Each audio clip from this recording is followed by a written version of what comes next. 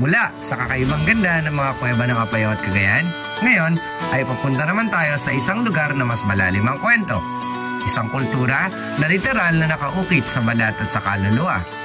Day 5 na! At ang next stop natin, ang legendary village ng Buscalan. Start na ng pagdurusa. Akyata na. Ingal kabayan. Pero mas mahaba nga ang aabutin. Welcome to Buscalan, Tinglaya, Kalinga. Ayan. Dito, makikita natin muli si Apo Anged. Hindi na siya. Naka-starstruck pa din siya.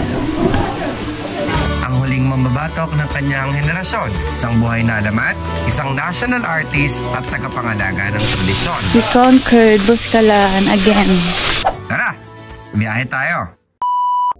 Mula sa Tugigaraw, nagsimula kaming bumiyahe bandang 9 AM. Siyempre, hindi namin pinalagpas ang sikat nitong Pansit Batil Patong. Sa halagang 180 pesos, sulit na sulit ito at sakto na para sa 2 tao. Ang Pansit Batil Patong ay isang sikat na noodle dish na nagmula sa Tugigaraw City, Cagayan. Gawa ito sa Mickey Noodles, tapos nilagyan ng toge, chicharong bulaklak, lumpiang Shanghai, lechon kawali, atay, at syempre, isang pritong itlog sa ibabaw. Kaya siya tinawag na patong. Kasama palagi nito ang mainit na sabaw na may hinulog na itlog. At minsan, may atay din. Ito naman ang batil. Di rin kumpleto kung walang sawsawang toyong malabon, sibuyas at sili. Pagkatapos kumain, ay bumiyahe na ulit kami at narating ang arko ng probinsya ng Kalinga. Kalinga is a landlocked province sa Cordillera Region sa Northern Luzon. Kilala ito sa rich culture, indigenous communities, at breathtaking mountain landscapes. Dito mo matatagpuan ang mga traditional tattoo artists like Apo Anged. Bumiyahe na ulit kami agad matapos naming mamahinga saglit para di kami abutan ng dilim sa daan. While I waited for the sun to shine, I was crying on my own. It was all a waste of time, all along. 2 hours na kami bumabiyahe dito sa may bundok. For the sun to come around, come around, come around, come around. Oh, Sa kabila ng magandang view, ayun, may taob na drive. Hi! Pagod na yan, guys. Ilang oras na yung nagda-drive. Isa sa pinakamasarap kapag nag-ride, Jollibee Burger. Nasap mo na ang tagumpay. Wow, sarap. fall in love again, again. Well, you left me. Nagpagas kami dito sa halagang 345 pesos. Matapos ang ilang minuto ng pagmumotor, ay narating na rin namin ang kanto paakyat sa Buscalan Tattoo Village. Pagdating naman sa jump-off point ay sasalubungin agad kayo ng mga local tour guide. Dito na kami sa may Tinglayan. Akit kami ng Buscalan Village. Unang pagsubok. Stairs. 1,500 pesos nga pala ang guide fee kapag overnight at 1,000 pesos naman kapag day tour, good for 1 to 5 packs na ito. Dati dito yung daan. Bababa ka dyan. Magawa yung tulay. Dito yung daan dati. Tapos ngayon may tulay na siya. Sino ang nagpagawa ng tulay? Sponsored by Robin Padilla. Robin Padilla. Mas mabilis na siya compare dati.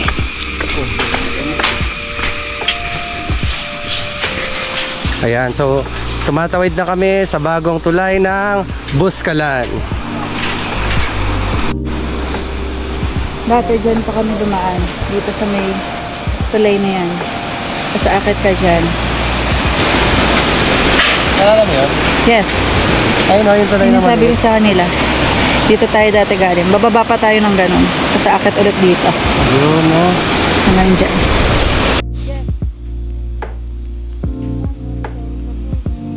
Gusto ko sana mag-tramline bukas. Para siyang zipline dito pero nakaupo ka. Pero ganito kasi yung dadaanan. Sobrang taas. Tatakot ako baka maging kwenta na lang ako. Pero safe naman daw. Start na ng pagdurusa. Akyata na. Paakyat na kami ngayon sa Buskalan. At ayun ang aming tour guide. Si Ate Prima. Kaway! Saka bahay din nila kami mag-i-stay. Meron din silang ino-offer na kwarto or transient dito sa halagang 400 pesos kada tao. Ano ito, Lai? Hindi mataas-taas na. Para pantay kalsada na, ano? Hingal ka ba yun? Pero mas mahaba nga ang aabutin. Nakaubad na isa.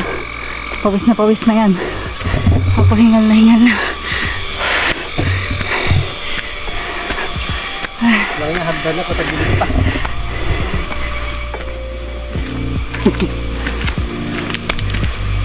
Stop over kami dito kanina. Mga 5 minutes siguro. Ngayon, balik na. Akit na ulit. Welcome to Buskalan, Tinglaya, Kalinga. Ayan. Ito ang registration, 100 pesos each.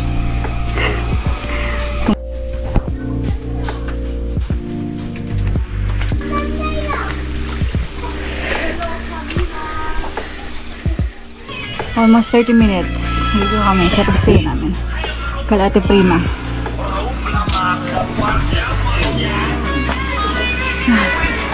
Pagod, pero sulit. Pagkadating ay kumain na kami at namahinga saglit. Dito na din kami nagpatato kay Ate Prima. Prayer ang napili naming design at nagkakahalaga ito ng 800 pesos. Kinaumagahan ay dumiretso agad kami kay Apo para pumila at magpatato. Punta na kami ngayon kay Apo Wangod.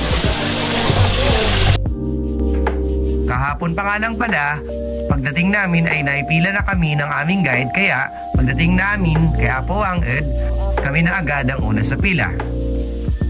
My God, ang dami ng tao.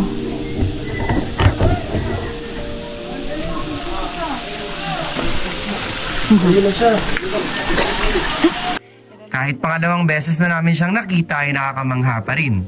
Starstruck kumbaga. Isa siyang buhay na alamat na patuloy na nagbabahagi ng kanyang kwento. Dami ng tao, guys. Naka-starstruck pa din siya. At noong oras na para kami na ang kanyang tatuan, wala nang maraming salita. Tahimik lang. Tapos nagsimula na siya. Bawat palo sa tinik, ramdam namin hindi lang sa balat, kundi sa loob. Parang may sinasabi yung bawat tuldok na welcome to our culture at dalhin mo to ng may respeto. O, ito yung sa akin. Then last year, meron din ako isa. Ikaw? Ito na may sa akin, blood in my veins. Last year, meron din siya. Ayun. Tapos ito yung kagabi namin. Sa akin, nandito. Pagkatapos magpatato, oras na para kami ay bumaba at susubukan naman namin ang kanilang tramline. Hi, good morning. Ayan, pababa na kami sa Buskalan. At sasakay kami ng Tramline. May court sila dito. We conquered Buskalan again. For the second time. Pinakabahan na ako. Hindi na makapakali. Ayun na yung tramline. Nakutakot na ako. Ayun na. Ang taas. Parang ayoko na. Akala mo lang mataas, madali yung pababa. Parang ayoko na. Kita. kinakabahan ng mga kasetas. Ang taas. Nanginginig na kamay ko. Promise. Natatakot ako baka malaglag ko to. Ayan, so sasakay na po siya sa tramline. Si Karaluwan na. Kapit mabuti. Wala pa. Wala pa, sige. Sandag ka doon. Love. Use the camera. Wait lang kuya. Pwede ba dito? Dito ba? Ayan na po, kapakaya na lang ang tramline. Ay, wait lang.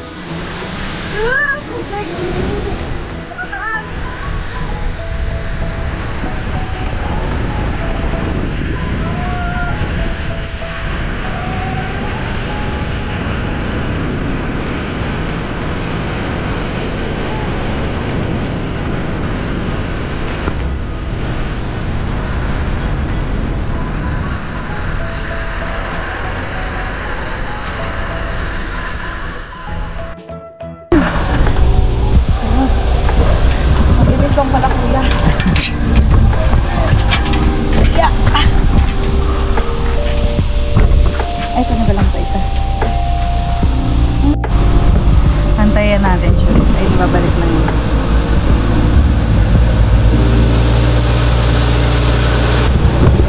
Nanginginig yung kamay ko kanina.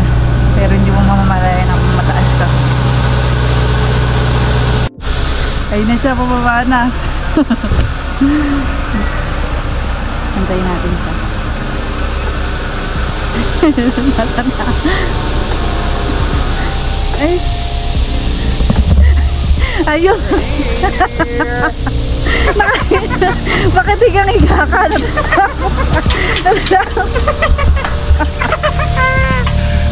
Bakit higang higa ka, love? Natatakot ka? Ang Buscalan ay hindi madaling puntahan, matarik, malayo, at minsan mahirap abutin. Pero lahat ng pagod, sulit. Kasi pagdating mo doon, hindi lang tanawin ang makikita mo, kundi kultura, kwento, at puso ng mga taong naninirahan dito. At si Apo Wanged, isang buhay na kayamanang hindi lang basta pinanonood, kundi mararamdaman mo. Tahimik lang siya, pero bawat batok niya may kasamang dasal, may kasamang alaala. Pauwi man kami, pero may dalang bago. Hindi lang tattoo, kundi kwento. Kwento ng paggalang, pag-aaral, at paglalakbay. Maraming salamat, Buscalan. Thank you, Apo. Sa susunod muli. So here's our expenses in our day 5 of our North Luzon Loop. Pansit Batil Patong, 185 pesos. Gas, 345 pesos. Registration fee, 200 pesos.